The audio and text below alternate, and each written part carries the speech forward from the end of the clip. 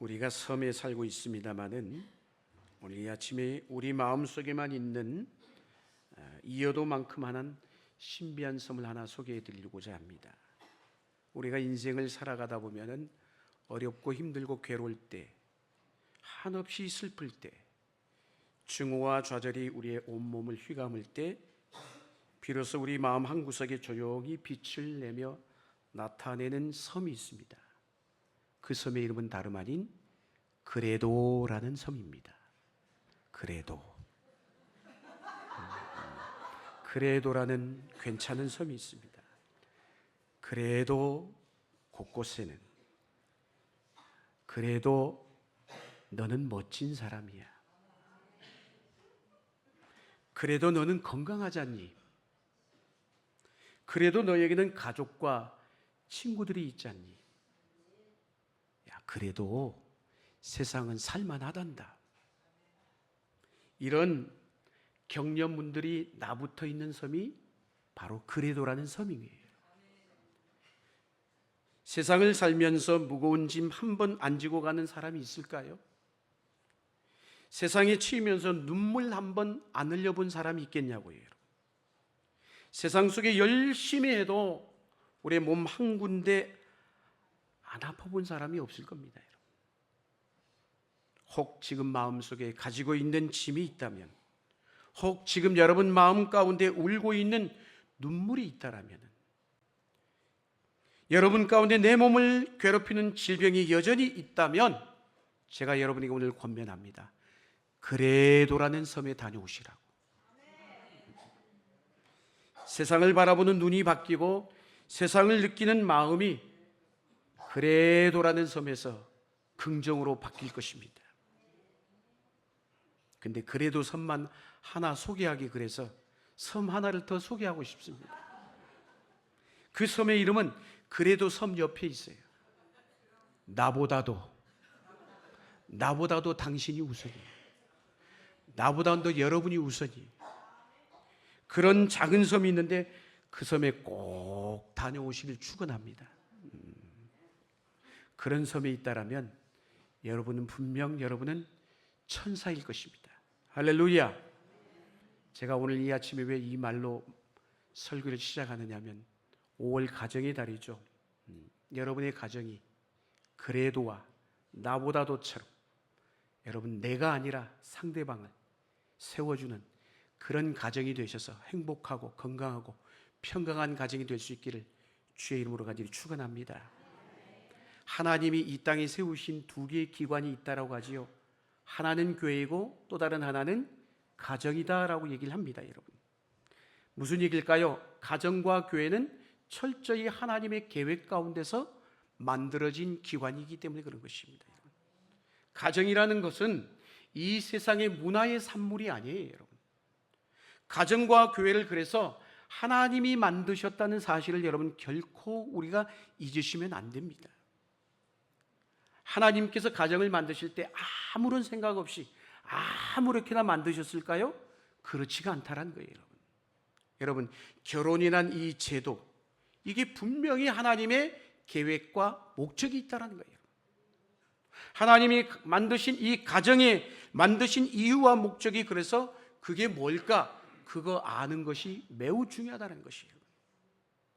그래서 신약 시대의 교회는 어떤 교회냐? 가정 중심의 역할을 했다는 거예요. 가정이 교회 중심의 역할을 한 거예요. 지금도 뭐 중국이라는 곳에 교회가 어떤 교회예요? 그래서 가정교회라고 얘기하잖아요. 모든 시작할 때부터 이렇게 멋진 화려한 많은 사람들이 모여서 교회가 시작이 되지 않아요. 그냥 가족끼리 모여서 시작이 되는 게 가정교회인 것이에요. 그래서 사역의 중심지 역시도 가정이라고 말할 수 있는 것입니다, 여러분. 한마디로 가정이 곧 교회였다라는 것이에요. 가정에서 출발한 교회들이 꽤 많습니다. 오늘날 우리의 가정이 그런데 과연 바른 믿음 위에 건강한 신앙 위에 놓여 있는지를 오늘 이 아침 말씀을 통해서 우리에게 스스로 물어봐야 돼요. 내가 속한 가정은 과연 그렇게 바르게 서 있는지. 결혼의 제도가 점점 더 심각하게 훼손되어 가는 시대를 살아가고 있잖아요. 그 말은 뭘까요?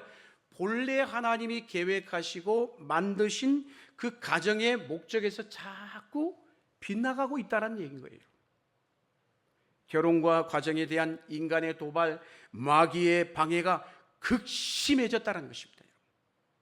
가정이 무너지면 그래서 사회도 무너지고요, 국가도 무너지는 것이에요. 그 말을 뒤집으면 거꾸로 가정이 건강하면 사회도 국가도 건강한 줄로 믿습니다. 세상의 혼란은 그래서 가정의 혼란으로부터 출발한 거예요. 가정이 해체되니까 자꾸 사회도 국가도 혼란으로 가고 있는 것이에요. 여러분, 가정이 깨져 보세요. 범죄율도 올라가게 돼 있어요. 윤리와 도덕도 무너진단 말이에요. 가정이 흔들리면 세상이 다 흔들리게 돼 있는 거예요.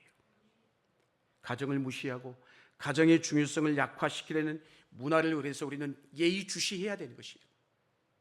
오늘날 우리가 원하든 원치 않든 증가하는 이혼율, 그 이혼율은 단순히 개인사로 끝나지 않는다는 말인 것이에요.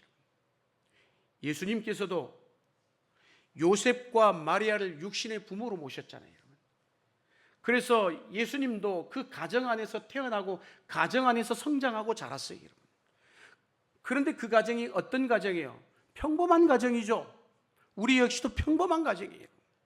그러다 보니까 예수님도 가정 속에서 부모님만이 아니라 형제와 자매들도 함께 어울려 살았습니다. 누구보다 아버지였던 육신의 아버지인 요셉을 일찍이 여의었기 때문에 요셉이 가지고 있던 직업인 목수의 직업을 이어받아서 가정에서 가장의 역할을 해야 했던 게 예수님이십니다. 예수님이 가족관계에서 생활하면서 한 이 경험은 매우 중요한 의미가 있는 거예요. 왜? 예수님이 경험하셨기 때문에 오늘 이 시대를 살아가는 우리 모든 가정 안에 있는 문제들을 아신다는 거예요? 모르신다는 거예요? 아신다는 거예요. 아실 뿐만 아니라 그 모든 일의 문제 해결도 하실 수 있는 분이 우리 주님이신 것이에요. 그래서 히브리서 기자가 이렇게 말씀하죠. 히브리서 4장 15절 말씀 같이 한번 읽겠습니다. 시작.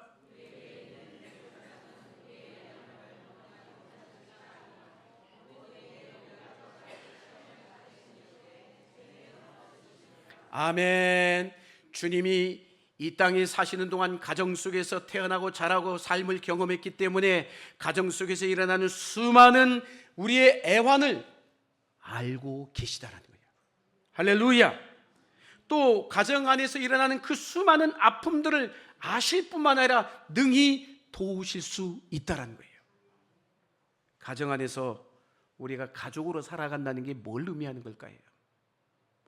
여러분, 가족 관계잖아요. 부모와 자녀, 부부 간의 관계, 형제 간의 관계, 가족 관계이지만 아무리 가족의 관계라고 할지라도 쉬워요, 어려워요? 어려워요. 가족인데도 어려워요. 여러분, 창세기 보면 그래서 아담과 하와, 맨 처음 가정인, 맨 처음 부부인 아담과 하와도 깨졌잖아요. 한 몸을 이룬 부부의 관계에 균열이 간 것이에요. 하와를 향해서 아담이 뭐라고 했어요? 이는 내 뼈 중에 뼈요 살 중에 살이니라라고 외쳤던 그 아담의 그 감탄사가 오래 가지를 못했어요. 인류의 죄가 시작되고 죄가 가정의 가족관계 안으로 밀고 들어오면서 처음 하나님이 계획하시고 만드신 그 결혼의 제도가 자꾸 왜곡되기 시작한 것이에요. 여러분, 하나님이 복을 주신 결혼관계 안에도 한마디로 불행이 찾아온 것이죠. 서로의 관계에 담을 쌓기 시작합니다. 그러면서 갈등이 일어나는 거예요. 부부간에, 부모와 자식간에, 형제간에 서로에 대해서 판단하고 정죄하기를 시작합니다. 그런 의미에서 오늘 본문 우리가 읽었던 시편 127편은 오늘 이 시대의 가정에 대해서 매우 중요한 교훈의 말씀을 던지고 있습니다. 잘 아는 말씀이지만 다시 한번 말씀을 들여다보며 여러분의 가정이 건강한 믿음의 가정으로 세워가는 은혜가 있게 되기를 주의 이름으로 축원합니다. 1절 말씀 읽겠습니다. 1절 시작.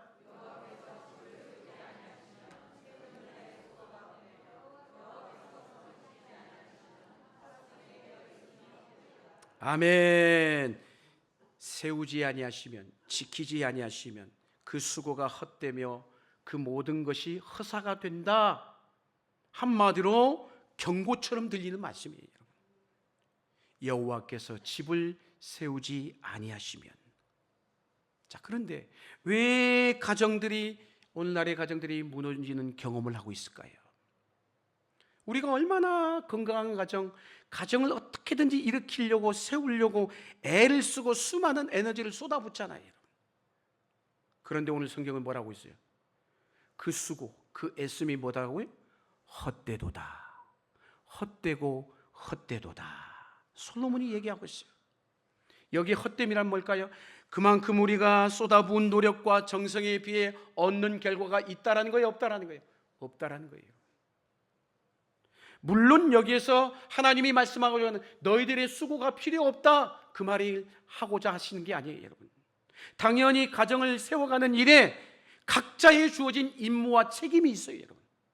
해야 될 역할이 있다는 거예요, 여러분. 남편은 남편대로, 아내는 아내대로 책임을 다해야 건강한 가정을 세워갈 수 있는 게 틀림이 없어요, 여러분. 여러분, 한쪽만 최선을 다한다면 어떻게 될 것 같아요? 자꾸 한쪽으로 쏠려가지고 무너질 수밖에 없어요, 여러분.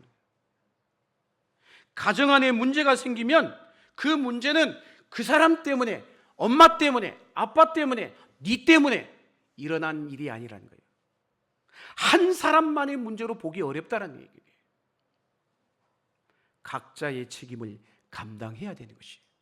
그런 의미에서 이 가정의 달에 우리가 잘 아는 말씀에서 에베소서 5장 22절에서 25절에 부부의 관계, 부모와 자녀의 관계, 그 각자의 역할을 우리에게 잘 가르쳐주고 있죠. 우리 다시 한번 읽을까요? 22절부터 시작.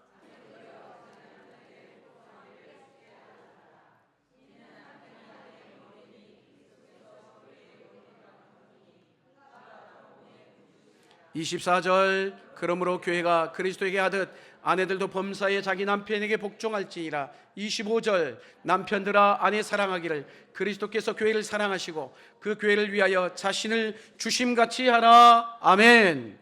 그리스도와 교회와의 관계 안에서 부부의 이야기를 다루고 있어요. 남녀의 관계 안에는 우열이 없다는 거예요. 동등하다는 거예요. 상대를 위해서 내가 뭘 해야 될지, 상대를 위해서 내가 해야 될 역할에 초점을 맞추고 있는 거예요. 내가 요구하는 관계가 아니라 뭐라는 거예요? 우리는 항상 당신 이랬으면 좋겠어, 이랬으면 좋겠어 요구하잖아요. 요구하는 관계가 아니라 상대의 필요를 채워주는 관계여야 된다는 것이에요. 할렐루야. 그러니 쉬워요? 쉬운 일이 아니죠. 왜 어렵습니까? 결혼이라는 것은 물론 남자와 여자의 결합이지만 한 죄인과 또 다른 한 죄인의 결합이기 때문인 것이에요. 철저히 죄인과 죄인의 결합인 것이에요. 그러다 보니까 죄인의 특성이 뭘까요? 성경은 죄인의 특성을 이기주의라고 얘기했어요. 우리 모두는 뭐라는 거예요? 이기심이 없는 사람 누가 있어요? 목사인 저도 이기심으로 똘똘 뭉쳐 있어요. 그런 의미에서 우리의 싸움은 이기심의 충돌인 것이에요. 자기중심적인 삶을 살고자 하는 게 죄인의 특성이잖아요. 항상 뭘 생각하고 판단해도 자기중심적인 거예요. 우리는 그래서 상대의 필요를 채워주려고 하기보다는 나의 욕심, 나의 욕망을 채우려는 한쪽으로 치우치기가 쉽다는 것이에요. 나의 만족을 위해서 여러분 상대방을, 아내를, 남편을, 배우자를, 자식을 도구한다면 그 순간부터 그 가정은 불행으로 치닫게 되는 것이에요. 사랑이라는 것은 강요하거나 힘으로, 권력으로 쟁취할 수 있는 게 아닌 것입니다. 여러분. 철저히 뭐 해야 돼? 자발적이어야 돼. 자발적이어야 돼. 상대를 종으로 삼는 것이 아니라 내가 오히려 기꺼이 종이 되고자 하는 삶이 되는 것. 주님께서 보여주신 거잖아요. 그것이 교회 안에, 가정 안에 고스란히 녹아져 나와야 되는 것이에요. 자신의 목숨까지 내어주신 희생적 주님의 그 섬김이 가정에서 필요하다란 말인 것이에요. 인간의 노력이 그래서 부단히 들어가야 되는 것이죠. 각자의 책임을 성경은 그래서 분명하게 말씀하고 있어요. 시편 127편, 우리가 오늘 짧은 말이지만 하나님의 주권, 여호와께서 지키지 아니하시면, 세우지 아니하시면, 여호와의 하나님의 주권과 뭐라고 해요? 인간의 책임 동시에 강조하고 있는 말씀인 것이에요. 건강한 가정을 위하여 가족들이 뭐라는 거예요? 한 사람만 노력해서 안 된다는 거예요. 가족들 모두가 함께 노력해야 된다는 것이에요. 할렐루야. 그런데 우리는 그 말씀 굉장히 중요하지만 그 말씀에 있어서 대전제를 붙들어야 돼요. 그 대전제가 뭘까요?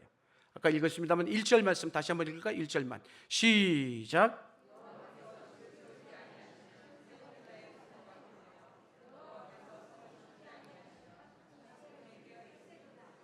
아멘. 1절의 말씀의 강조점이 어디에 있는 것 같아요? 가정을 세우신 분은 누구다? 하나님이시다라는 거예요. 할렐루야. 우리가 열심히 가정을 꾸려나가는 것이 아니라 하나님을 늘 의식하고 하나님을 주목하고 하나님의 인도를 받는 삶이어야 된다는 것이에요. 무엇을 하든지 하나님 없이 하는 일은 위험하게 돼 있어요. 하나님 없이 계획하고 하나님을 제껴놓고 하는 버리는 모든 일들은 오늘 솔로몬의 얘기처럼 헛되고 헛될 수 있는 허사가 되고 마는 것이에요. 하나님 중심이 아닌 인간 중심은 언제나 이처럼 허점을 드러내게 돼 있다는 거예요. 하나님 없는 인간의 열심은 결국은 바벨탑과 같을 수밖에 없는 거예요. 그러니까 무엇이에요? 나의 열심보다 무엇이 중요한 거예요? 하나님의 열심이 더 중요한 거예요. 1절 하반절 뭐라고요? 여호와께서 성을 지키지 아니하시면 파수꾼의 깨어있음이 헛되도다라고 했어요. 여러분, 고대 시대에는 성을 지키기 위해서 얼마나 많은 대가와 에너지를 지불했는지 몰라요. 여러분, 마찬가지예요. 가정을 지켜내는, 가정 역시 지켜내는 일이 쉽지 않죠. 가정은 고사하고 내가 나를 지켜내는 것도 쉽지 않아. 그렇잖아요, 여러분. 이 세속의 문화로부터 우리의 가정을 지켜내는 것, 우리의 자녀들을 지켜내는 것, 내 힘만으로, 우리 힘만으로는 어렵다는 것이. 왜?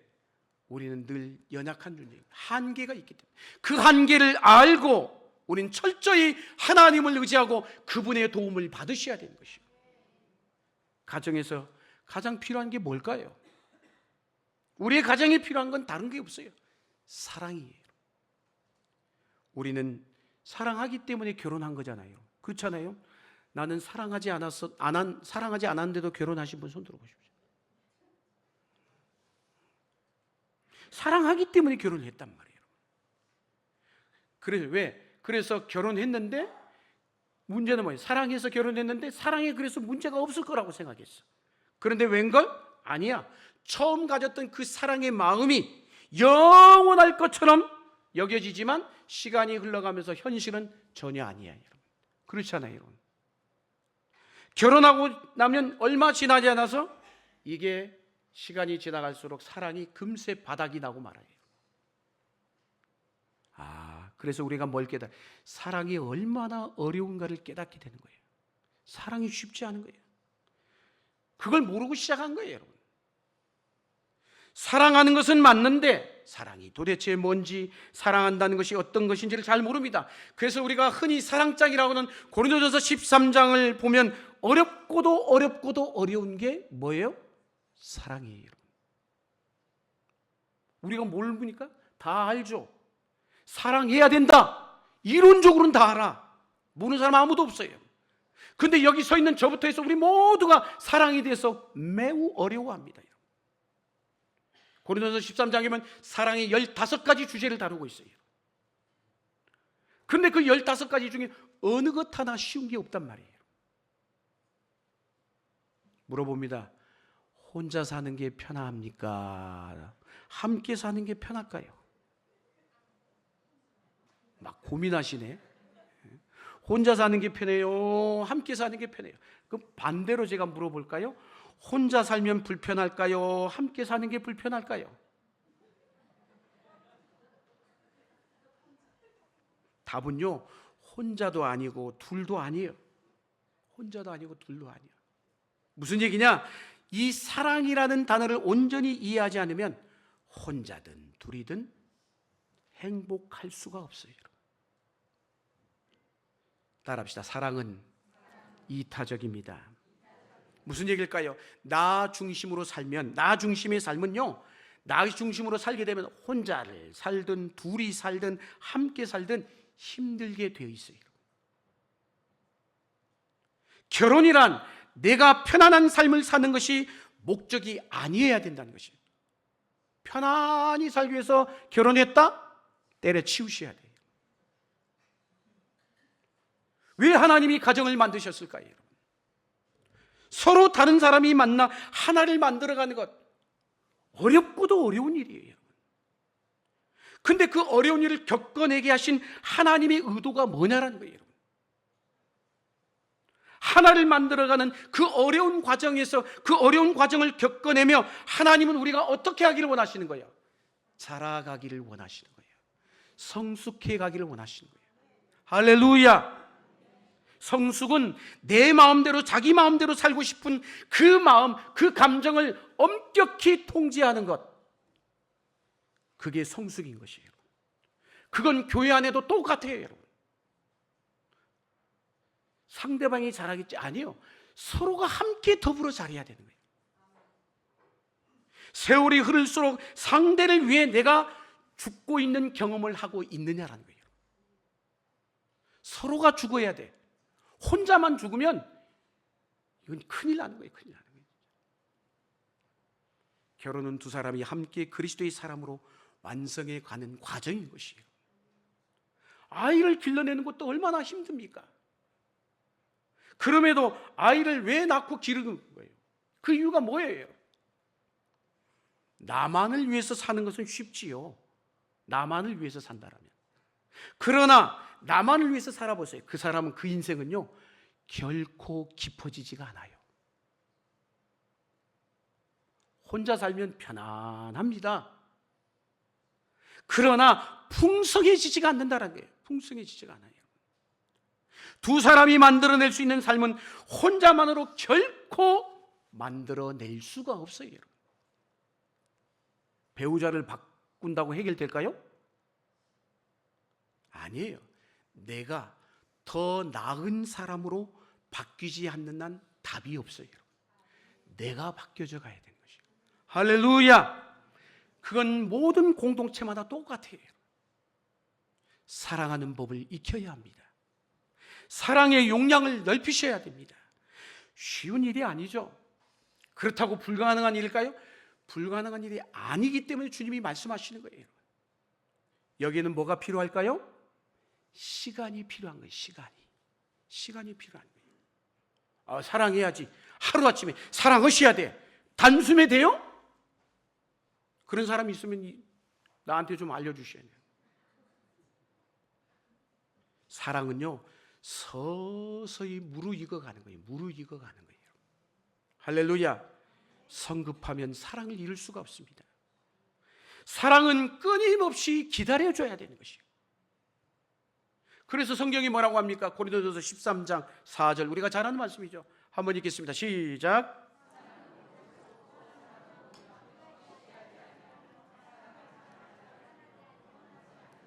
아멘. 사랑은 오래 참고 긴 연단과 고난과 고통 가운데 기다리는 것을 말하는 거예요. 처음에는 이 의미를 잘 몰라요. 처음에 결혼해 보세요. 결혼이 무엇인지, 가정 안에서 남편과 아내가 무엇을 해야 되는 존재인지 맨날 싸우다가 볼장 다 보는 거예요. 자라간다는 게 뭘 의미하는 걸까요? 어느 순간부터 그 의미를 발견하기 시작하는 거예요. 왜 하나님이 나에게 저 아내를, 왜 하나님이 나에게 저 남편을, 왜 이 자녀를 나에게 맡기셨을까? 갈수록 나에게 그걸 어떻게 해야 돼요? 나에게 유리한 쪽으로 당기지 않고 상대방을 위하여 배려하고 양보해야 되는 것이에요. 그렇게 해야 되는 거예요. 처음에는 어때요? 결혼하면 각자의 목소리가 높아지죠. 각자의 목소리만 높여요. 근데 시간이 흘러가 보세요. 참고 인내하고 시간이 흘러가 보세요. 어느 순간 내 목소리가 조금씩 낮추는 법을 배우게 돼 있어요. 상대의 목소리에 귀를 기울이게 돼 있다는 거예요. 점점 싸우는 횟수도 줄어들죠. 우리 가정은 안 그렇습니다. 한 분 있어요? 계속 늘어나고 있습니다. 왜 줄어들까요? 싸워봤자 도움이 전혀 안 된다는 것을 깨달았기 때문인 것이에요. 싸움의 횟수도 줄어들고, 싸워도 어떻게 싸워요? 이제는 지혜롭게 싸워요. 지혜롭게. 옛날같이 피 터지게 싸우지 않는다는 거예요. 무수한 이 전투를 통해서 터득한 지혜인 것이죠. 처음에는 표현하자면 그래, 하모니란, 이 조화라는 개념이 없었어요, 부부간에. 그런데 음악으로 제가 비유하자면 그래, 점점 악기를 조절하고 튜닝하고 연주가 시작되면서 듀엣 아니라 앙상블까지 가는 거야. 환상적인 화음을 통해 합창을 읽을 때 우리가 소름 돋을 정도로 진짜 가정이 아름답구나, 할렐루야, 깨닫게 되는 거예요. 여기서 우리는 진정한 가정의 신비를 알게 되는 것이죠. 그것은 복음의 능력으로만이 만들어낼 수 있는 거예요. 할렐루야. 우리의 노력이 필요하죠. 그러나 우리의 노력만으로는 안 되는 거예요, 여러분.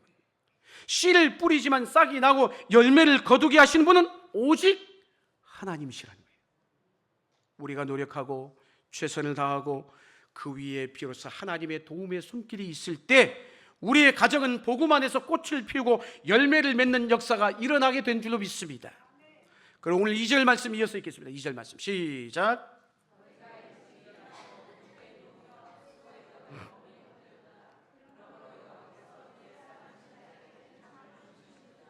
오늘 이 시대를 살아가는 현대인들의 일상을 얼마나 잘 그려주는 말씀인지 몰라요.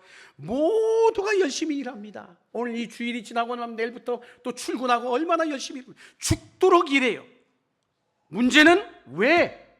뭐 때문에 그렇게 일찍 일어나고 늦게까지 일하는가라는 것이에요. 인간은요, 헛된 집을 지을 때가 많아요. 인간은 늘 바벨탑을 쌓습니다. 인간의 힘과 지혜로 지은 집, 죄송하지만 그러나 무너지게 돼 있어요. 우리의 계획과 열심만으로는 가정을 세우려고 하면 세워지지 않는다라는 거예요. 가정을 세워가는 원리가 하나님의 말씀의 기초 위에 세워져 있느냐라는 것이에요. 모래 위가 아니라 반석 위에. 할렐루야. 그러기에 성경적 원리 안에서 우리의 자녀들을 양육해야 되는 것이에요. 예를 들면 6일 동안 일하고 7일째는 안식을 했잖아요. 무조건 일만 하는 게 아니에요. 하나님의 원리를 따라 쉬는 법, 일을 멈추는 법을 배우라는 것입니다. 우리가 안식일을 지키는 것이 아니라 그러면 안식일이 우리를 지켜주게 돼 있다는 거예요. 할렐루야. 열심히 일을 할 때는 일을 하고 그 다음은 뭐예요? 하나님 앞에 맡기는 훈련이 있어야 되는 것이에요. 하나님의 말씀의 원리를 따라 산 사람들에게 오늘 주어지는 약속이 있죠. 사랑하시는 자에게 잠을 주시는 도다. 잠이 주어지게 돼 있어요. 잠을 잘 잔다는 건 뭐예요? 그만큼 하나님을 믿는다라는 거예요. 믿음의 행위예요. 잠은 하나님께 모든 것을 내어 맡길 때 주어지는 선물인 것입니다. 여러분. 내가 잠을 잘 때 하나님은 주무시지 않고 졸지도 않고 여전히 일하신다는 것을 믿을 때 우리가 비로소 잠을 청할 수가 있는 거예요. 본문 1절에 파수꾼이 누구예요? 지키는 자 아니겠어요? 누군가 가정을 감시하고 지켜야 합니다. 그러나 부모들이 보세요. 예를 들면 부모들이 자녀를 지키려고 애를 쓰잖아요. 이 악한 세상의 문화로부터 우리의 자녀를 지켜내기 위해서 얼마나 애를 씁니까? 그러나 우리 부모에게는 한계가 있어요. 오늘날 자녀들이 살아가는 문화들이 얼마나 유해합니까? 위험한 세상입니다. 자녀들의 영혼을 한순간에 망가뜨릴 수 있는 것들이 우리 주변에 얼마나 널려 있는지 몰라요. 한순간도 우리가 마음을 놓을 수 없죠. 여러분. 방치할 수도 없고. 그렇다고 계속 따라다니면 무슨 감시하고 무슨 통제하는 것 쉽지 않죠. 사춘기 시대가 이제 시기가 오면은 부모가 아이고 버거워하는 거예요. 버거워, 힘겨워, 한계를 느끼는 것이죠. 중년기에 든 부모들은 아이들을 양육하면서 그러면서 무엇에? 영적인 도전 앞에 서게 되는 것이에요.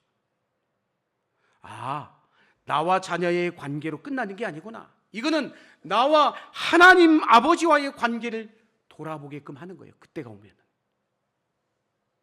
부모의 믿음이 중요합니다.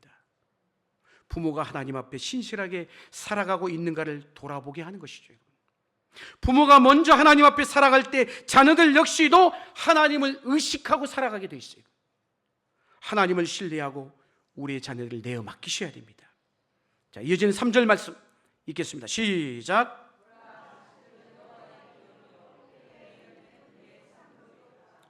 우리의 자식들이 얼마나 귀한 존재입니까?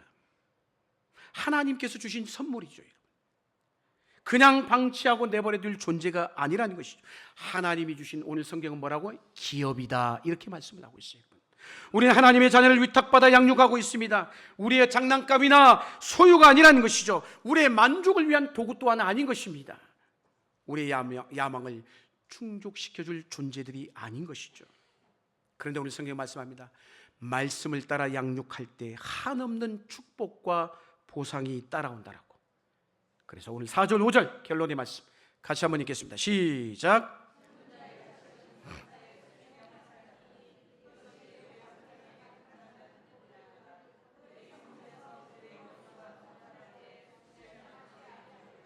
아멘. 전통에 가득한 화살입니다. 화살은 방어와 공격을 위한 무기죠. 화살이 가득 꽂혀 있을수록 좋은 거예요. 자녀들이 많을수록 좋아요. 고대 사회가 그랬잖아요, 여러분. 그래서 전쟁을 치르거나 농사를 할 때 가족이 많아야 됐어요. 가족이 많은 것이, 자녀들이 많은 것이 복 중에 복이었다는 것이죠, 여러분. 그래서 오늘 성경은 여호와의 기업이라고까지 표현하고 있어요. 그런데 오늘날 자녀 양육에 얼마나 많은 에너지가 들어갑니까? 심지어 한 명을 키우는 것도 힘들어해요. 자녀에 대한 소극적인 태도, 부정적인 관점이 많은 시대를 우리가 살아가고 있어요. 가능한, 그러다 보니까 자녀를 낳지 말자, 낳아도 그냥 한 명만 낳자, 이런 분위기예요. 이런 분위기예요. 그런데 성경적인 관점은 자녀에 대해서 매우 적극적으로 얘기를 하고 있어요. 하나님이 뭐라고? 생육하고 번성하여 땅에 충만하라 말씀했어요. 여러분, 자녀가 여러분 많다라는 건 하나님이 내리신 축복이고 선물인 것이에요. 생명의 복에 대한 감사의 태도를 가져야 됩니다. 여러분, 사랑하는 여러분, 본문 1절을 기억하십시오. 여호와께서 집을 세우지 아니하시면 세우는 자의 수고가 헛되며 여호와께서 성을 지키지 아니하시면 파수꾼의 깨어 있음이 헛되도다. 하나님 없이 가정을 지킬 수 없고요, 자녀를 양육할 수가 없습니다. 부부 관계를 유지할 수도 없어요. 우리는 순간순간 하나님을 의지하셔야 됩니다. 하나님이 우리 가정을 축복해 주셔야 합니다. 가장 필요한 것은 이 세상에 물질이나 돈이나 집이 아니에요. 하나님이셔야 해요. 오늘날 가정이 폭풍 속에 휩싸여 있어요. 한없이 흔들리고 있습니다. 원인이 뭘까요? 오늘 말씀을 통하여 답을 얻으셔야 돼요. 여호와께서 집을 세우지 아니하시면 무슨 얘기예요? 우리의 가정의 주인은 누구라는 거예요? 하나님이시라는 거예요. 할렐루야. 예배가 있고 말씀이 있고 기도가 있는 가정이 되셔야 되는 거예요. 하나님 최고의 선물은 가정 공동체예요. 가정과 교회는 험한 세상을 살아가는 동안 하나님이 우리에게 주신 선물이란 말이에요. 우리의 자녀들이 부모들의 입술을 통해서 돈 얘기, 무슨 성적 얘기, 그 얘기보다 하나님 이야기가 더 많아져야 되는 것이에요. 믿음으로 세운 가정은 든든한 요새와 같습니다. 하나님을 모신 가정은 결코 흔들리지 않습니다.